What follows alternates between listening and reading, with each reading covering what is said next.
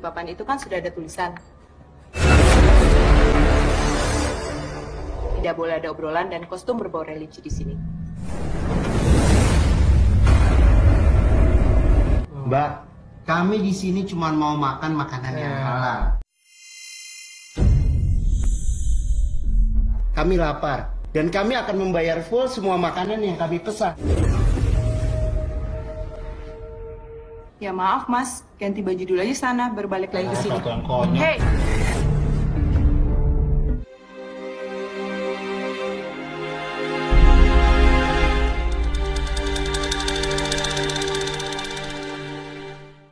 Halo guys, balik lagi di channelnya LTG ya gitu deh.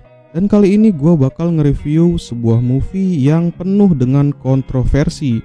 Sebab film ini pernah sempat dilarang tayang. Film ini berjudul 3 Alif Lam Mim. Adalah film lagu futuristik pertama di Indonesia yang dirilis pada 1 Oktober 2015. Yang bercerita tentang persahabatan, persaudaraan, dan drama keluarga.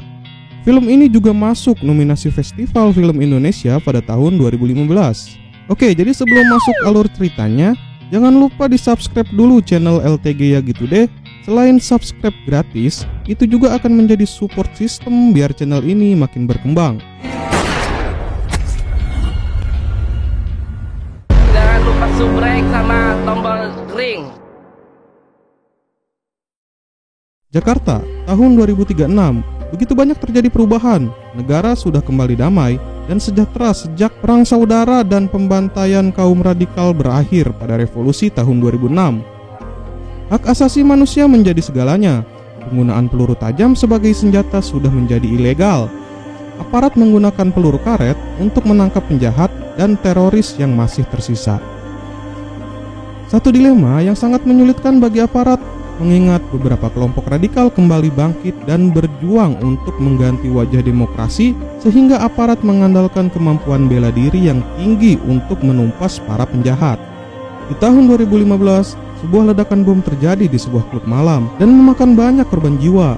Hal itu memicu pemberontakan dan aksi demo menuntut pemerintah agar semua ini berakhir. Di tahun 2026, revolusi berakhir. Indonesia menjadi negara liberal yang terlihat damai dan anti kekerasan. Agama mempunyai citra buruk di mata negara dan masyarakat karena dianggap sebagai pemicu perang dan kekerasan. Berita berlanjut di Jakarta pada tahun 2036, di mana aparat negara akan melakukan penyergapan bos kriminal di sebuah gedung. Salah satu aparat itu bernama Alif. Ia memiliki basic bela diri yang sangat unggul.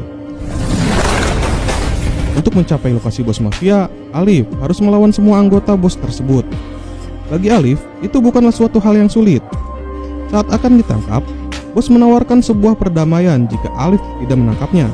Si Alif menolak, kemudian bos mengeluarkan anak buahnya yang jago. Tapi Alif lebih jago daripada anak buah bos.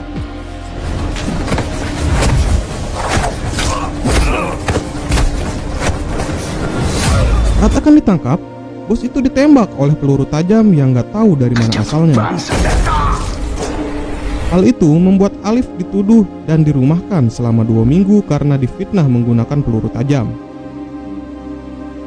Di perjalanan pulang, Alif kembali mengingat masa-masa dia selama berada di sebuah perguruan padepokan, di mana 3 sahabat dibesarkan di perguruan itu, antara lain Alif, Lam, dan Mim. Ketika dewasa mereka harus berpisah karena profesinya yang berbeda. Alif memilih mengabdi kepada negara untuk membasmi kejahatan dan mencari para pembunuh kedua orang tuanya. Sedangkan Lam, dia lebih memilih menjadi jurnalis, bertujuan untuk menyebarkan kebenaran dan menjadikan dirinya mata dari rakyat. Sementara Mim, dia lebih memilih menjadi pengajar dan menetap di padepokan.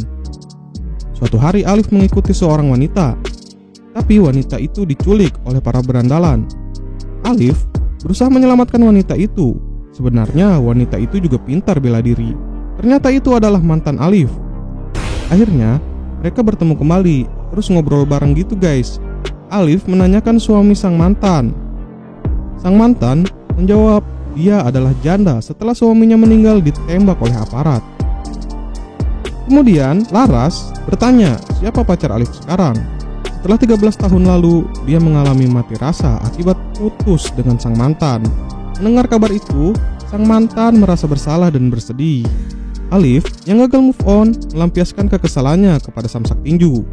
Di penyergapan selanjutnya, Alif nggak bisa ikut tugas karena lagi diskors. Pas banget nih, Laras ngajak dia ketemu di kafe. Tapi ternyata penyergapan itu dilakukan di sebuah padepokan di mana Mim adalah target penangkapan aparat. Penangkapan itu nggak semulus rencana aparat. Mim mampu melumpuhkan mereka semua dengan ilmu bela dirinya dan menyebabkan mereka mendapatkan luka dalam. Lam, dia menjadi seorang jurnalis yang hebat. Di kantor, atasan memberitahu bahwa media mereka yang berada di London memberikan reward akan memasukkan Lam di award selanjutnya.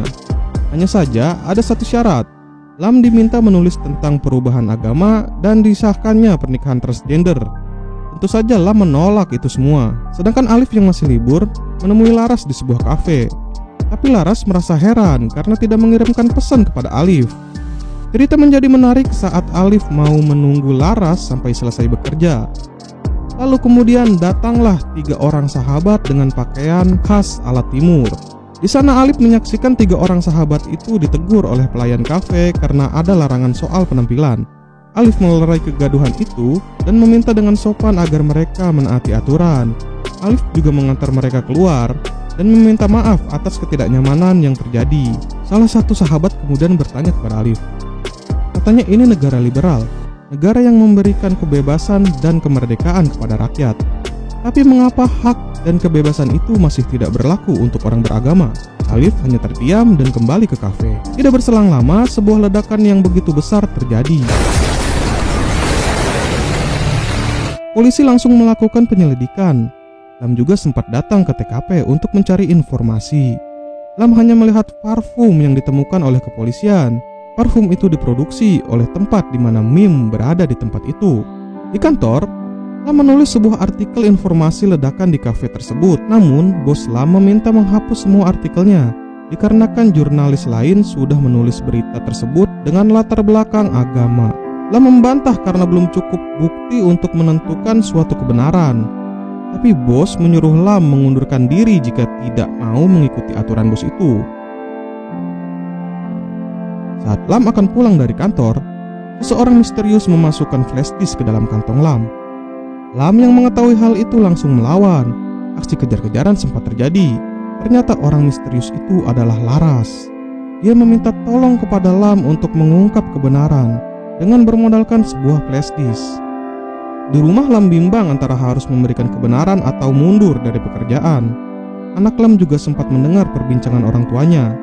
Tapi atas pengertian dari istrinya, Lam berani mengambil keputusan resign dan akan mengungkap kebenaran. Di hari terakhir Lam bekerja, semua akses komputer Lam sudah diblokir oleh perusahaan. Artikel Lam juga sudah dideteksi sebagai spam oleh semua media. Cerita berpindah pada kediaman Mim. Di sana, Mim merawat para aparat yang sempat menyerangnya. Bersama Kiai, Mim mencoba menyembuhkan semua luka aparat. Tapi pasukan khusus dikerahkan untuk melakukan penyergapan karena mereka mengira rekan mereka disandra oleh Mim. Kiai meminta Mim menahan pasukan agar tidak masuk ke dalam karena sedang dilakukannya pengobatan.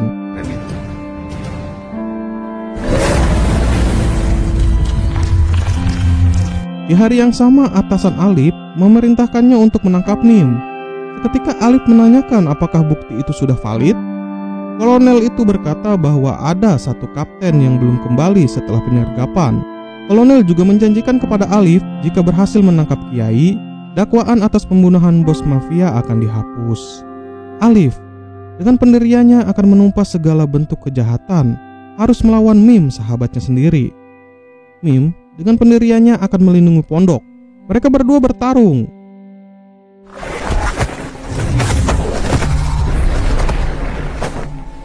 Tapi di tengah pertarungan, Kiai keluar dari pondok, seketika membuat perkelahian mereka terhenti. Kiai menanyakan surat penangkapan dan bersedia ditangkap karena kepatuhannya kepada negara. Setelah penangkapan Kiai, Alif merasa bingung siapa yang benar dan siapa yang salah. Lam juga sempat menemuinya dan berkata kalau Laras masih hidup. Bahkan dia memberikan sebuah flash disk kepada Lam. Saat akan melihat file yang diberikan Laras, hacker berhasil menyerang Lam dan mencoba mendelete semua bukti. Hal itu disadari oleh Lam. Dia menelpon Alif dan melihatkan bukti rekaman CCTV. Namun sayangnya Lam disergap oleh orang-orang misterius ketika dia sedang melacak hacker yang meretas softwarenya. Lam!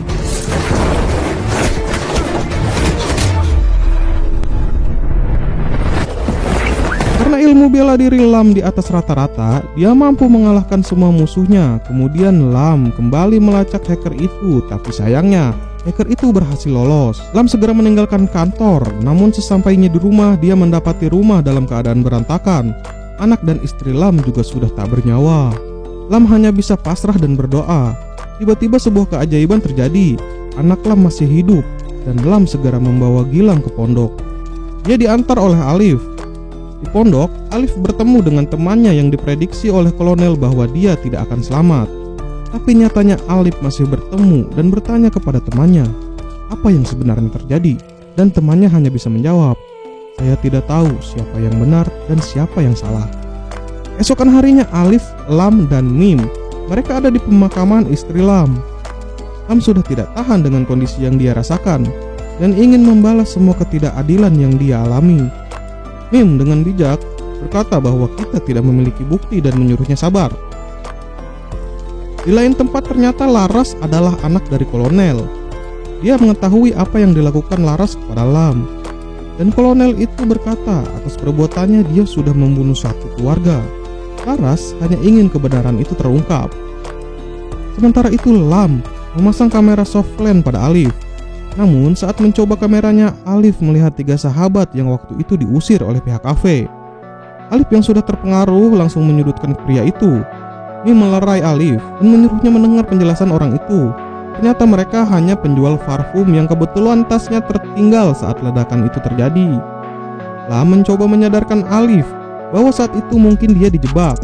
Hal itu terlihat dari analisis CCTV yang Laras berikan kepada Lam. Saat konferensi pers dilakukan, Mim ikut hadir untuk mengawal Kiai. Mim kaget ketika ada salah satu muridnya yang ikut hadir dalam konferensi tersebut dengan alasan disuruh oleh ustadz yang lain. Tapi tidak ada yang memberitahu Ustadz Mim. Di lain tempat, Alif bertemu dengan kolonel di sebuah restoran untuk jamuan makan siang. Tapi ternyata kolonel membeberkan sebuah informasi yang membuat Alif naik pitam. Ya, kolonel adalah dalang dari pengeboman sebuah kafe. Kolonel melakukan itu untuk melenyapkan para koruptor, politisi, dan juga mahasiswa komunis. Tapi sayangnya kelompok beragama yang dijadikan kambing hitam. Sementara Lam yang harusnya mengawasi Alif dari kejauhan, dia mengikuti seseorang yang dia curigai ke suatu tempat. Dan ternyata yang dia ikuti adalah Rama. Dan benar, Rama yang sudah membunuh istri Lam. Mereka bertarung dan Rama meninggal karena peluru tajam yang dia gunakan. Lam bertanya siapa lagi yang akan diledakkan. Sahabat Rama bunuh diri dengan menelan racun. Kamu sudah kalah. Keluarin. Lam melihat peta target dan segera meluncur ke lokasi. Dan Alif diracuni agar tidak dapat menggagalkan ledakan selanjutnya yang sudah diatur oleh para petinggi aparat. Kantor polisi itu meledak dan menghabiskan wartawan serta para jenderal. Itu adalah rencana kolonel agar dia naik pangkat. Alif juga diberitahu bahwa Laras adalah agen rahasia dan dia adalah anak kolonel dengan nama aslinya Naila. Tapi atasan kolonel mengetahui bahwa putrinya menyiapkan penawar racun untuk Alif dan dia menyuntikkan racun yang sama kepada Naila. Kemudian mereka pergi dan meninggalkan penawar racun yang hanya ada satu. Rama ternyata masih hidup karena dia menggunakan rompi anti peluru. Kolonel memerintahkan Rama untuk menyabotase semua jaringan yang ada di pondok agar tidak ada akses lagi. Sedangkan Mim dia masih selamat dan menyelamatkan Kiai dari reruntuhan. Mim mengajak Kiai untuk pergi, tapi Kiai menolak karena jika dia pergi akan meninggalkan citra buruk bagi umat beragama. Percakapan itu tanpa sadar direkam oleh salah satu wartawan yang masih selamat. Untuk mengungkap kebenaran, Alif dan Naila harus melawan aparat meski dalam keadaan tubuh yang diracuni. Hei, apa yang kamu lakukan? Sedangkan Mim harus melawan gurunya sendiri yang ternyata teroris yang sesungguhnya. Saat Gilang mencoba menyebarkan kebenaran, Rama datang dengan peluru tajamnya. Gua matiin lo. Ia juga akan menghabisi Gilang. Beruntung, teman Alif yang dirawat datang dan membantu Gilang. Sedangkan Laras, dia meninggal setelah memberikan penawar racun itu kepada Alif.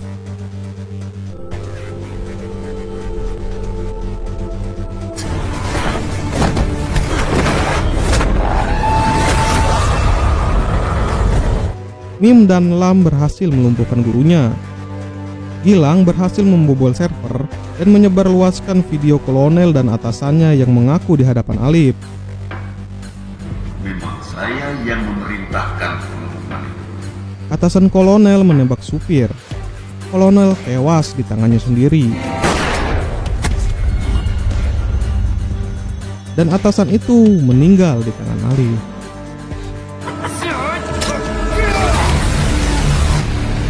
Oke guys, itu tadi adalah alur cerita 3 Alif, Lam, dan Mim. Ceritanya sangat seru ya guys ya. Segitu dulu review dari gue ya. Jangan lupa like, komen, dan subscribe. Mohon maaf apabila ada salah kata atau artikulasi yang kurang jelas.